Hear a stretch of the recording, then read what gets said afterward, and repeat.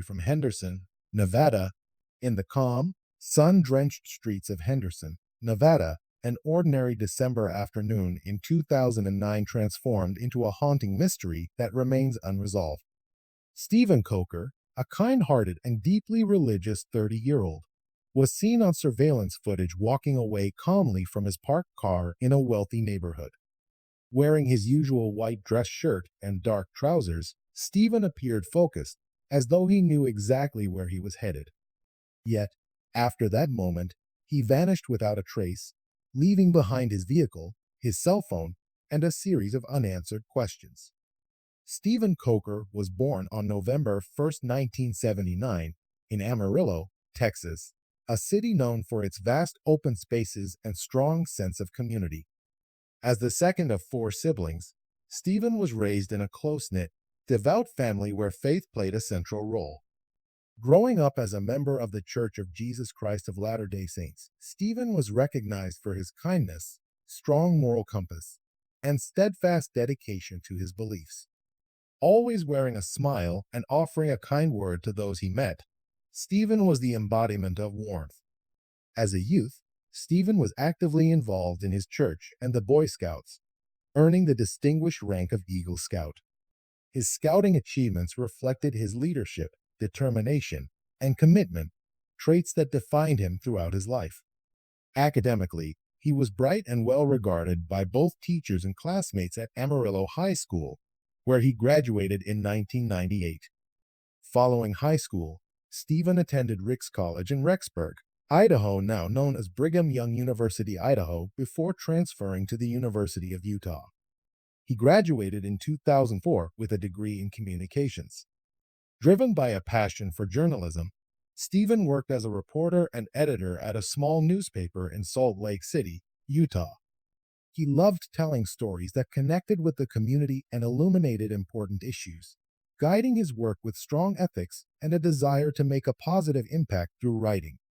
However, like many journalists during that era, Steven faced significant employment challenges as the newspaper industry underwent major transformations and job security became increasingly scarce.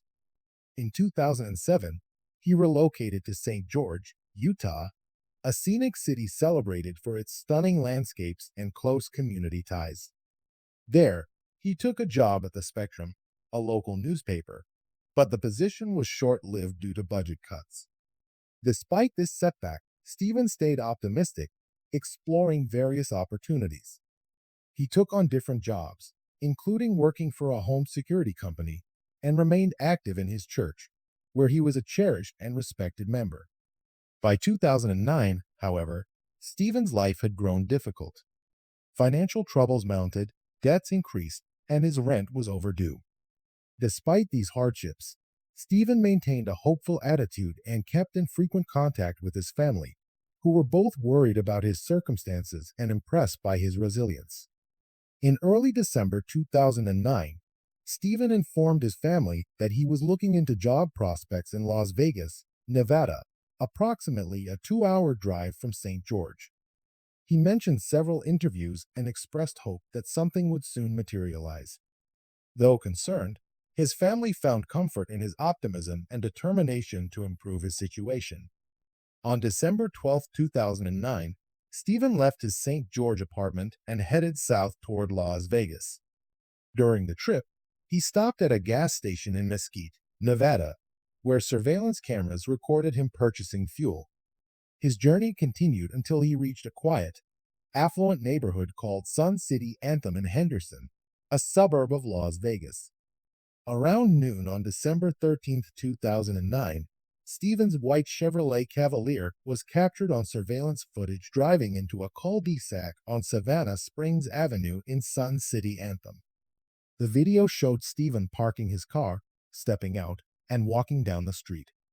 Dressed in a white dress shirt and dark pants, he appeared calm and purposeful, as if he knew exactly where he was going. That footage marks the last confirmed sighting of Steven Koecher. When Steven failed to return home or contact his family, they quickly realized something was amiss. It was highly unusual for Steven to disappear without communication, especially with the holidays near.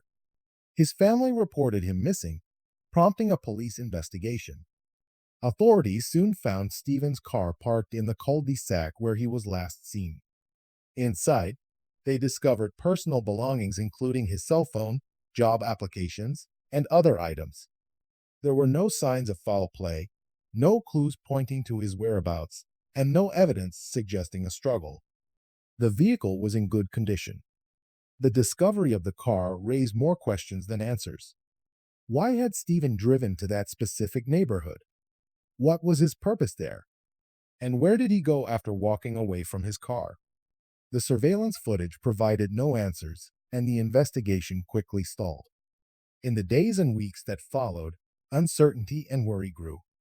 Steven's family traveled to Henderson to assist in the search, distributing flyers and talking to residents near where the car was found. The neighborhood was thoroughly canvassed, and searches extended into the surrounding desert, but no trace of Steven was found. Throughout the investigation, police considered several possibilities. One theory was that Steven came to Henderson for a job interview or to meet someone, but no evidence supported this idea. Another was that he may have experienced a crisis, financial or emotional, that caused him to walk away from his life. Yet those who knew Steven found it hard to believe he would disappear voluntarily, especially without notifying his family. As time passed and no new leads emerged, the case grew colder. Steven's family was left in painful uncertainty, unable to find closure. They worked tirelessly to keep the case in the public eye through national TV appearances and media interviews, but the mystery persisted. In the years since Steven's disappearance, various theories have been proposed, though none have provided clear answers. Some believe he may have encountered foul play, perhaps meeting someone with ill intentions in the neighborhood. Others speculate that he wandered into the desert and succumbed to the harsh conditions, although no evidence supports this. A particularly troubling aspect of the case is Steven's dire financial situation at the time of his disappearance. Deeply in debt and with nearly empty bank accounts, some speculate he might have been desperate and possibly involved in dangerous situations. However, no proof has ever surfaced to confirm this. Despite the unanswered questions, Steven's family has never given up hope. They continue searching, holding onto the belief that one day they will discover what happened to their beloved son and brother. Though the pain of uncertainty is immense, their faith and determination keep them going. Steven Koecher's disappearance remains one of the most confounding and heartbreaking mysteries of recent years. A kind, hardworking, and deeply religious young man, he vanished without a trace, leaving behind only questions and sorrow. His case stands as a haunting reminder of how someone can disappear even in an era when technology constantly monitors our lives. As the years pass, the search for Steven continues with hope that the truth will emerge. Family, friends, and those who follow his story hold fast to the dream that Steven will be found and that the answers they desperately seek will finally come.